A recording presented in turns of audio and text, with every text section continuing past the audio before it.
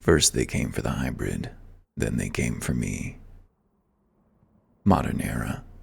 A moon darkly.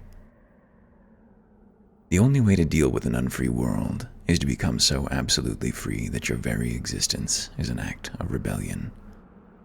Stray, oh stray. I feel oh so tired. My bones ache and they creak. I've left the hunt, but the hunt never ends. So many cycles unto eternity, and everywhere the invisible hands they guide me. Every world dreaming dreams of evolution, of lordship. But the dreams of the few are often the nightmares of the many. When shall it end, old friend? When shall it end? A dark hour comes for me, Stray. I can see it with my shuddering mind's eye. I can feel it with my trembling hands. But whether I should be doomed to forever wander these lands, lost in the absence of the self, or forced to relive this same life again, anew and over again, I fear this might be my last letter, the last words I ever speak to you. So allow me, old friend, in these final hours of this crowning candlelight, to tell you of Lunar Princess Ranni and the dark moon that enthralled my fate. Fly me to the full moon. Once upon a time, the dark moon of Nokstella was the guide to countless stars. The ethos of the Lunar Princess has always been one mired in rebellion. Despite their differences, Ranni's objective can be seen as a direct extension of the Nox's coming the Age of Stars and their Lord of Night. Their bloodline traces back far enough for them to have inherited this cultural artifact, which is exemplified by their association with Celia and the Nox therein, and also by the Eternal City statue at the center of the Church of Vows. But even though their oldest link to it is the Snow Witch, a member of the old royal family, she isn't the one to have started Ranni upon this journey. In fact, the old crone went as far as warning the little princess of the dangers of the dark moon. No, despite the dichotomy between the full and the dark moon, the seed for Ranni's path was planted by none other than her own mother, Rennala, who led her to it by the hand. A decision she seems to support to this very day, judging by the last words that I've heard spoken by her, saying, "O little Ranni, my dear daughter, weave thy night into being." The full and the dark moon are two sides of the same self, after all. Now, in order to make a stronger connection between Ranni's dark moon and that of the Nox, we need to talk about the Albinaurics, of whom there is no shortage of links to the Carians. The village of the Albinaurics is located beneath the Moonlight Altar Plateau. Caria Manor is host to second-generation merchant and sorcerer Albinaurics, as well as the sturdier breed of wolves associated with Albinauric archers.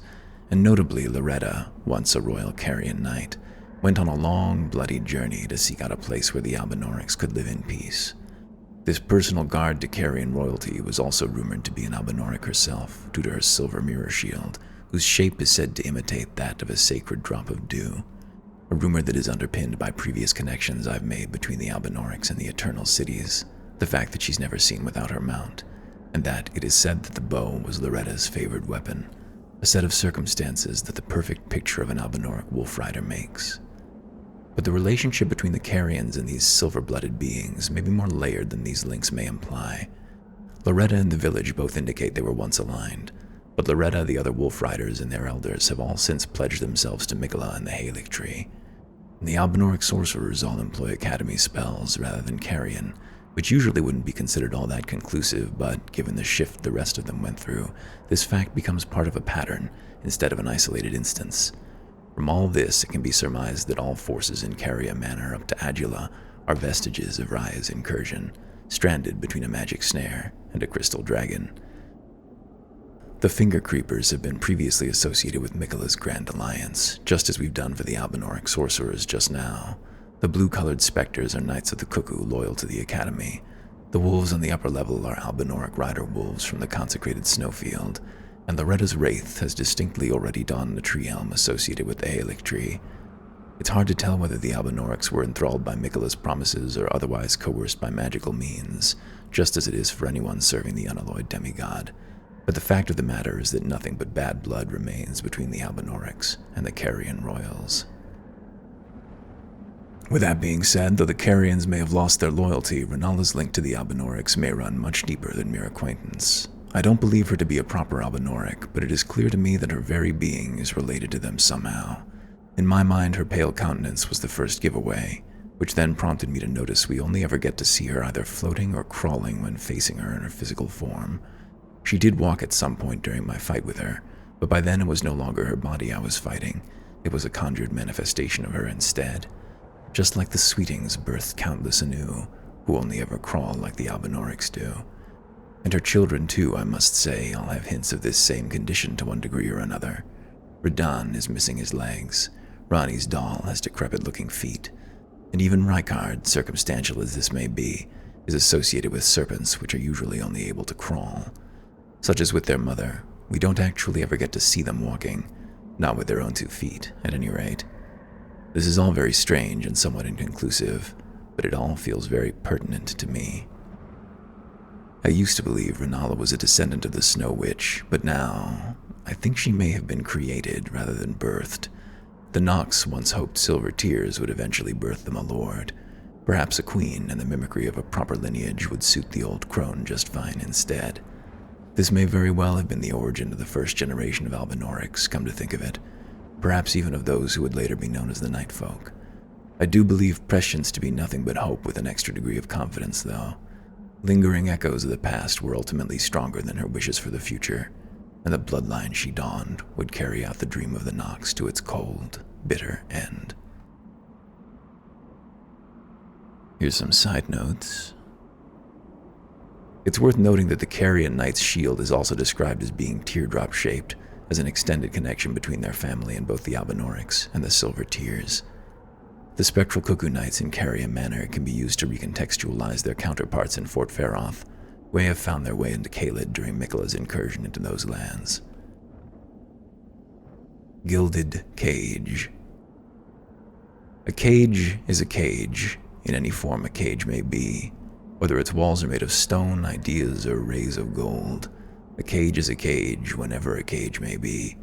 A quaint relic, an object of affection, a symbol of hope, an amber egg cradled with tender hands. All these things a gilded cage can be. Upon entering the Academy's library, I was greeted first by an unsettling figure reaching out for me from below.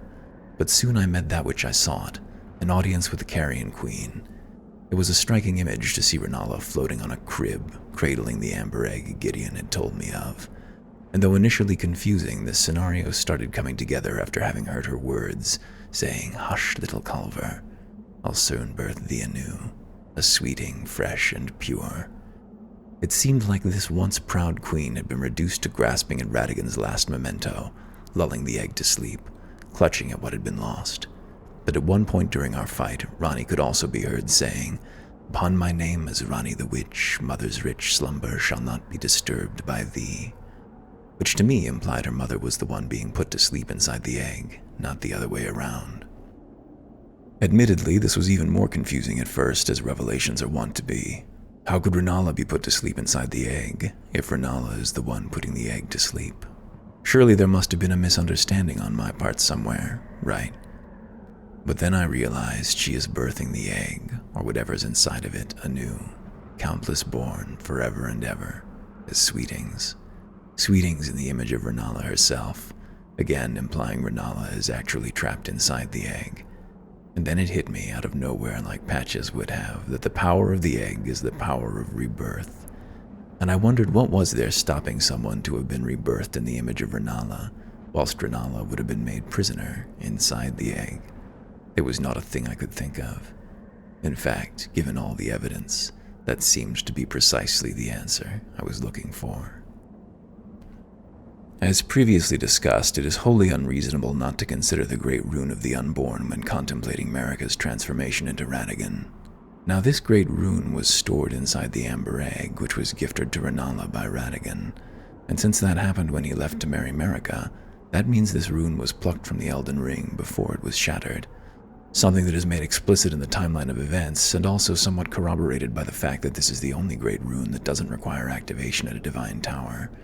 This in turn implies Marika was the one who provided Radagon with both the egg and the Great Rune, since she had stewardship over the Elden Ring.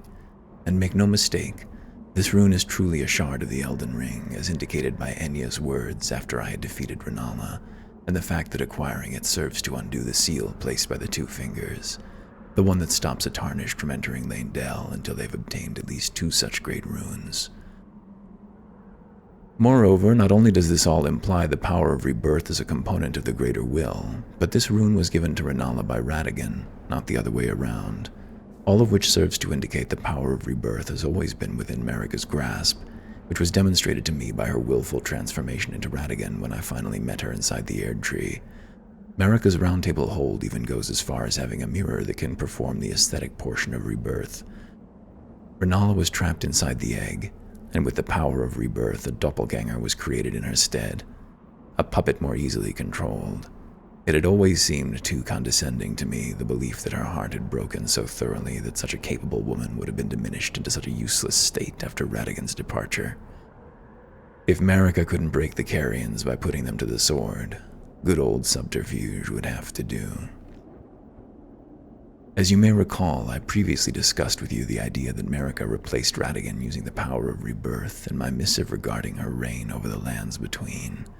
In that letter, I also broached the possibility this charade stretched back far in time, possibly as far back as when Godfrey's pilgrimage had started.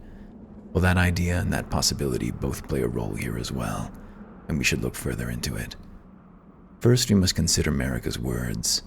"O Radagon, leal hound of the Golden Order, thou art yet to become me. Thou art yet to become a god. Let us be shattered both, mine other self."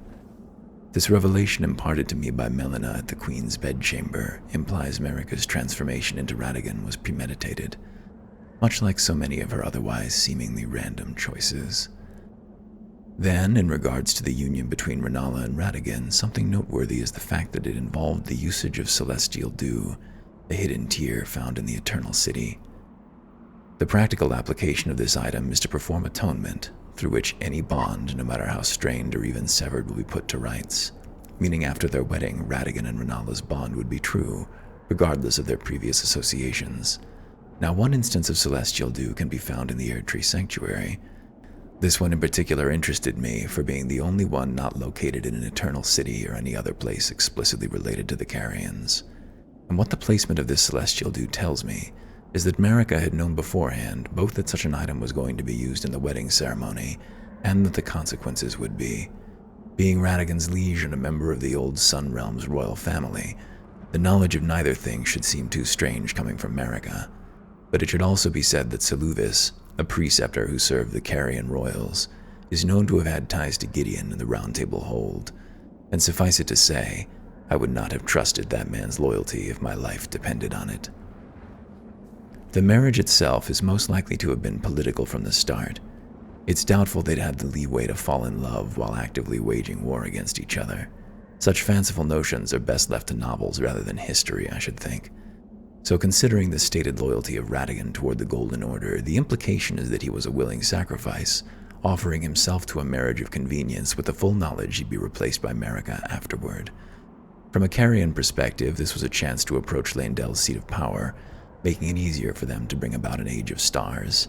For Marika, it was a chance to break her enemy's alliance and effectively supplant the Carian bloodline by enlisting their offspring under her cause into the welcoming arms of the Erd Tree.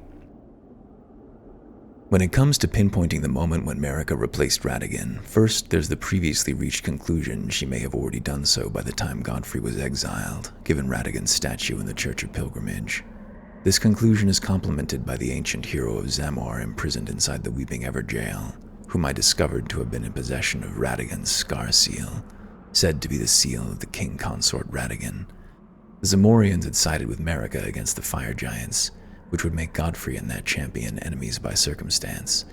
The ancient hero was a lone surviving champion from a country now vanished, so determined to continue fighting that he claimed the swords of an entire clan of warriors, only to fall at the hands of Lord Godfrey. If true, all this would imply she'd already started impersonating Radagon when Renala herself was made a prisoner of the Amber Egg, which makes sense considering the effect Celestial Dew would have had on him. And though this is the safest, most conservative view of when this charade may have started, there's also a possibility that it began much, much earlier than that.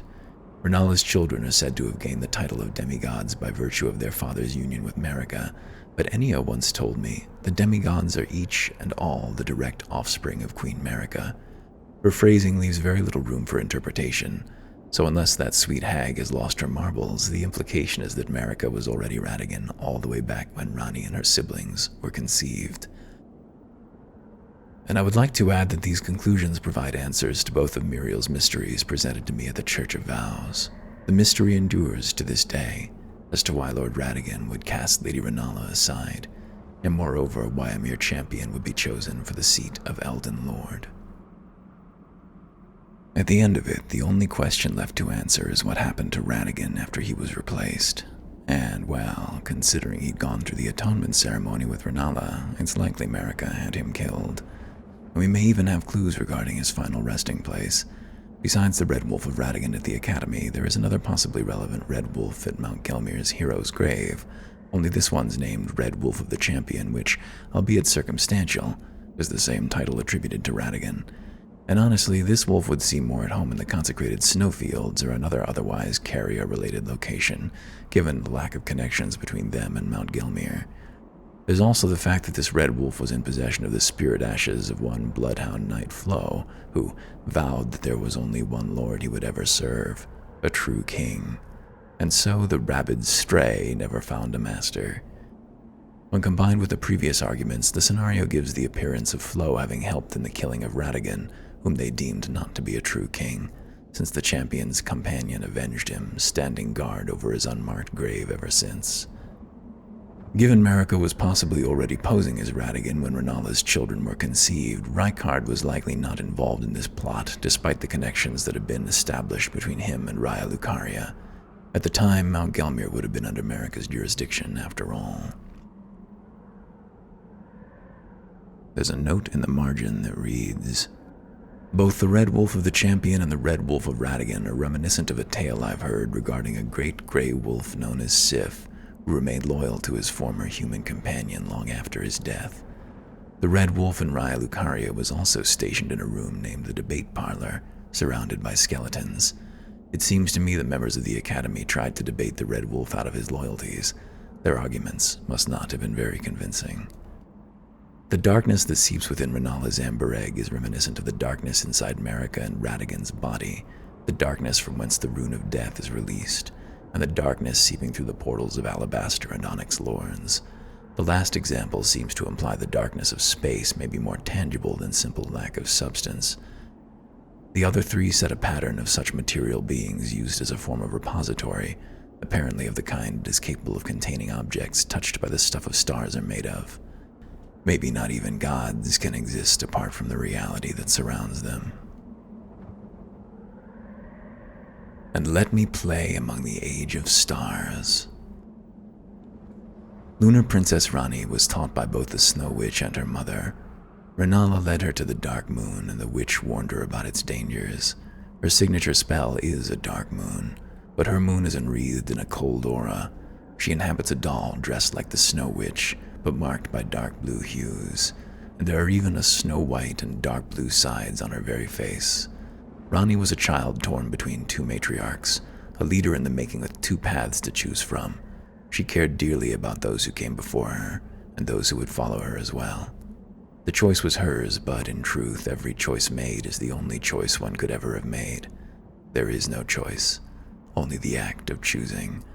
The Snow Witch is presumed dead, and a dark moon rises. Ranni is most infamous for her participation in the Night of the Black Knives, but despite having played a pivotal role in that plot, we now know she's also the one who compromised it. If she hadn't died only in body, Godwyn wouldn't have died in soul alone. And considering her objective is to bring an age of stars, it'd be reasonable to try and reconcile her act of sabotage with how that might have furthered her goals. To that end, two questions must be answered. Why is she using Melina's body as a doll? And why did she kill her two fingers? The first mistake one could make when trying to answer these questions is assuming they exist apart from each other, that they are endpoints unto themselves. Instead, one must realize they exist in a continuum, incremental steps leading toward a single goal. We should start by establishing a connection between these questions. This can be achieved by noting that the dead bodies left behind by the two fingers in the Divine Tower are all seemingly lacking the curse mark of death, meaning usage of the Finkslayer blade is optional in the active finger side. The only reason Tarnished are generally unable to slay their own fingers is the pact of non-aggression that protects them, which then begs the question of why use the Finger Slayer blade in the first place. Well, it is said that this blade cannot be wielded by those without a fate. In its original context regarding the Eternal Cities, this fact seemed like a reference to a more metaphysical concept of fate, but we've already been introduced to a much more concrete, much more pertinent personification of fate than that which philosophers dream of. And I do speak, of course, of destined death. Having sabotaged Godwyn's martyrdom to destined death not only served to hamper Marika's plans, it also allowed the Little Witch to possess Melena's body, the Glomide Queen's body, as a doll, which in turn allowed her to wield this blade against her 2 fingers. So now we have a more complete picture regarding why she felt compelled to undo the plot of the Night of Black Knives, given she'd helped to bring it to fruition in the first place. We also know why she'd have sacrificed her own body and taken up Melena's as well, but 2 questions remain, that of why it was imperative for her to slay the fingers, and that of why she needed to use the Finger Slayer blade. She does mention at one point inflicting a wound that shall not heal. This could serve as a hint regarding the Finger Slayer blade, but the fact of the matter is the other 2 fingers all remained dead. That could have been a reference to the difficulty of fingercide, or the process through which fingers are created, but without further evidence, there's no reason to assume either could be a definitive answer in this regard. Going back in time, the first historical records of fingercide come from the Eternal Cities and their act of betrayal, which we've determined to have been a ritual aimed at killing their one god. This ritual is believed to have summoned Estelle, and the records of the spell Eternal Darkness denote that the portal it manifests represent the despair that brought about their ruin. So on one end they had fingercide, and on the other a portal to the outer cosmos, a perfect reflection of Ranni's actions, is it not? With her blood-drenched first step upon the dark path only she may tread, and the last step taken into a portal leading to a 1,000-year journey and an age of stars. The thing about these fingers is that they're not simple envoys. They don't simply relay commands. They have a direct connection with the outer gods they represent. The Round Table's fingers confer with the Greater Will directly, and the 3 fingers are temporary hosts to the Frenzied Flame, a condition that shows their connection can be reflected on their appearance. My own 2 fingers' decrepit body reflects the withering Erd Tree and the shattering of the Elden Ring. Ranni's fingers, on the other hand, were rather pale, distinctly so. When combined with their connection to the Carians and the abundance of starlight shards at the Cathedral of Mana Celis, all these factors seem to imply that this 2 fingers had a connection to the outer god of the Nox, or at least that they did before it was destroyed, leaving them with a connection to the abyss witnessed by Azure instead. In the end, I believe the implication is that Ranni needed to take hold of her 2 fingers' connection in order to open up her portal. And since the curse mark implies they died either in body or spirit alone, within this context, the most reasonable interpretation is that Ranni killed their body while safeguarding their spirit. She then transferred that spirit into her doll, just as she'd done with her own soul, granting her the connection she needed to reach the great beyond. Here's an aside. Both Fate and Destined are written with the same kanji, Unmei. Besides her stated purpose of undoing the Elden Ring and the influence of the Greater Will, killing Marika may also have served to return what was borrowed, i.e., the portion of the Elden Ring related to the powers manifested by the Estelle incident, as discussed in connection to the nascent butterflies and the silver tears. This conclusion mirrors the Lord of Frenzied Flame that effectively transforms the Tarnished into a portal channeling the Frenzied Flame. Revenants are implied to be reanimated corpses. The Academy's marionettes are also animated by infused spirits, as illustrated by their spirit ashes. Revenants, marionettes, and Ranni's doll all have 4 arms each. It is implied that the means by which they are produced shares a common origin, whatever that may be. We can take the conclusion that Ranni needed Melena's body to wield the Finger Slayer blade and extrapolate it further into the past. Since Melena's household ruled over Farum Azula and the Sun Realm, and since the Nox also used a Finger Slayer blade in their ritual, it can be concluded that the Numen from Melena's bloodline were present in the Eternal Cities, and the downfall of the Giants was more than revenge from the Nox. It was a coup by the Numen. This conclusion creates yet another pattern, including Marika, where the Finger Slayer blade is able to harm the Greater Will and its vassals, while Marika's hammer was made in the lands of the Numen and is able to shatter the Elden Ring. Loose ends. Once Ronnie leaves her tower, Seluvis is revealed to have been a doll all along. Given the timing and the fact Ronnie herself currently inhabits a doll, the conclusion is that she was puppeteering Seluvis. But to what end?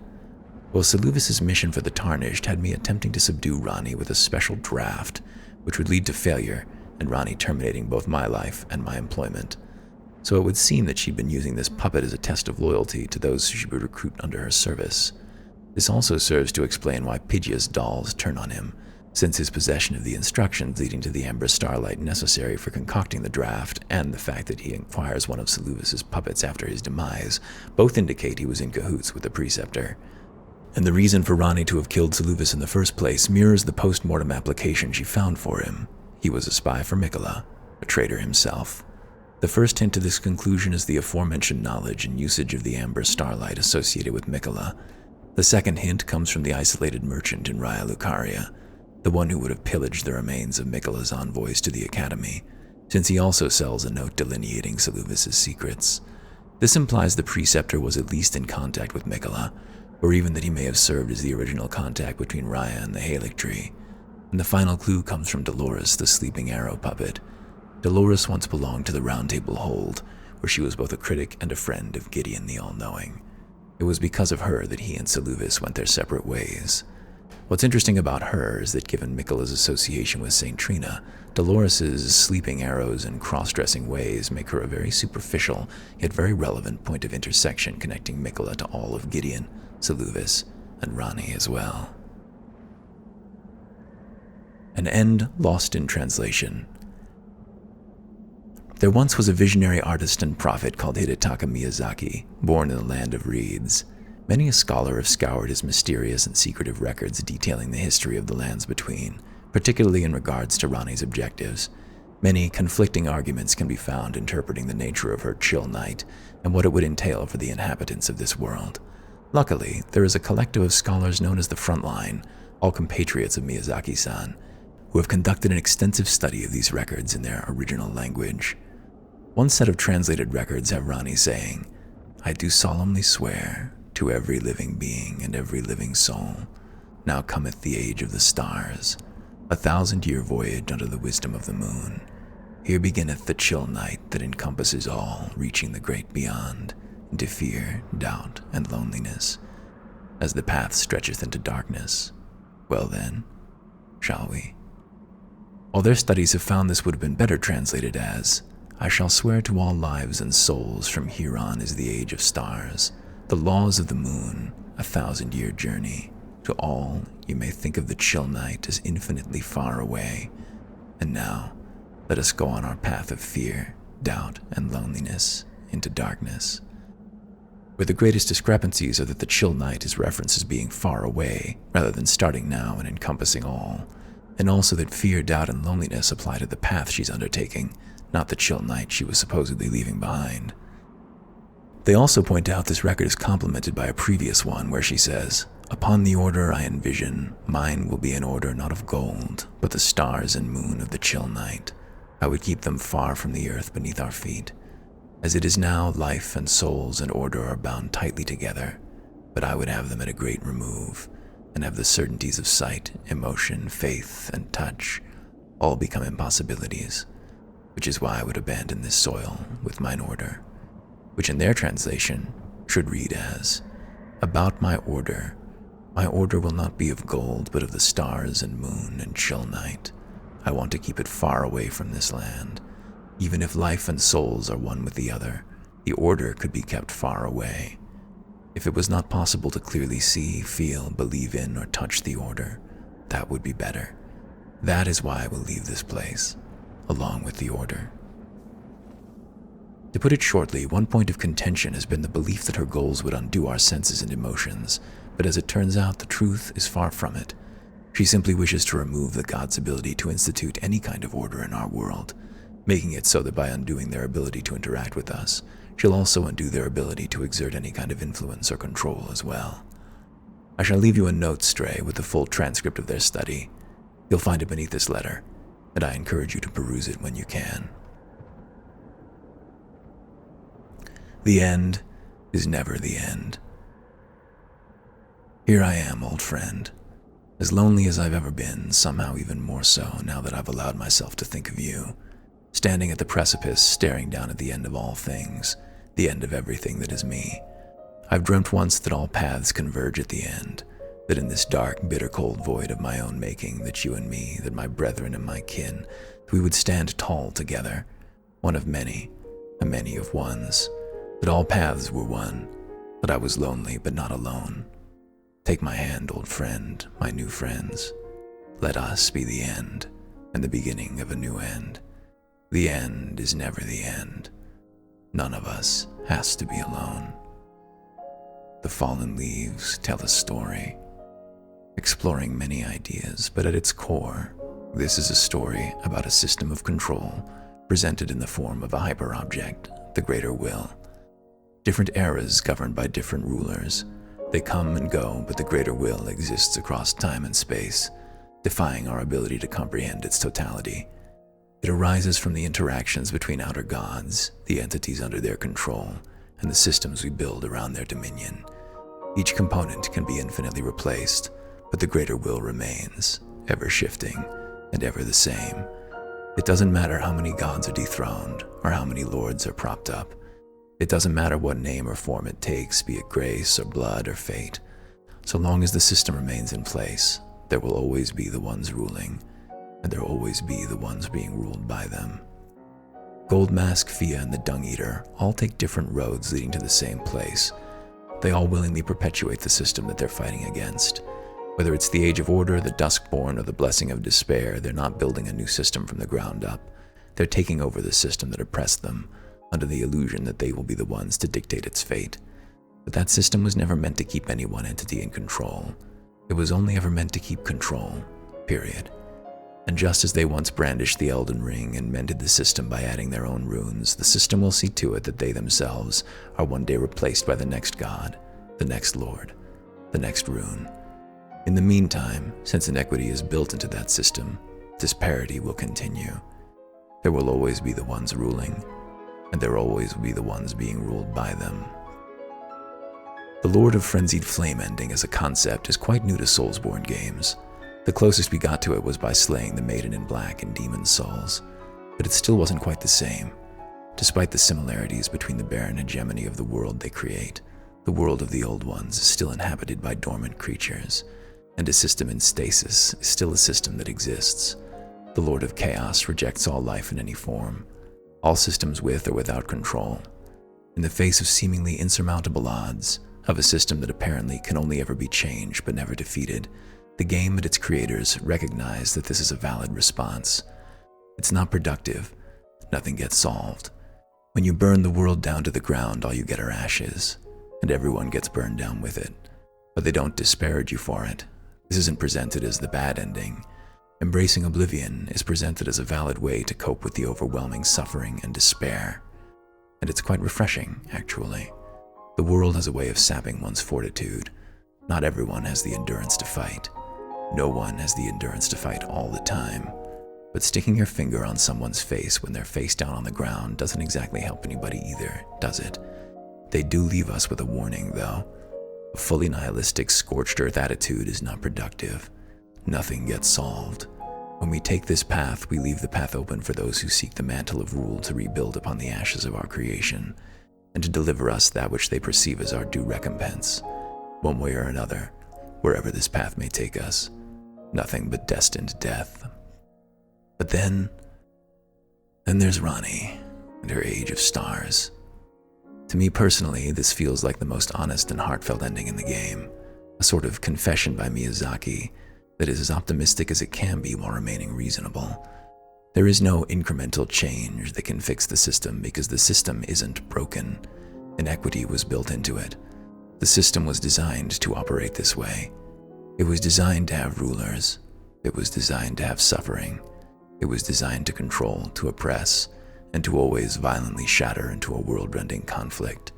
So Ranni's fight isn't to take over the system, but to replace it. As all revolutions should be.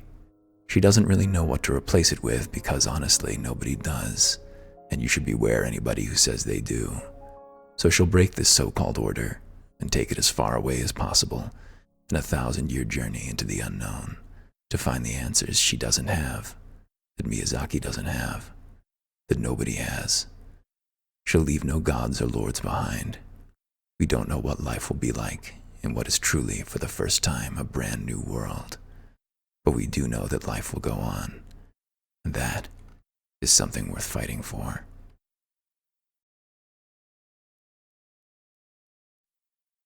And here, one final note. In the other hand, no matter how tender, how exquisite, a lie will remain a lie.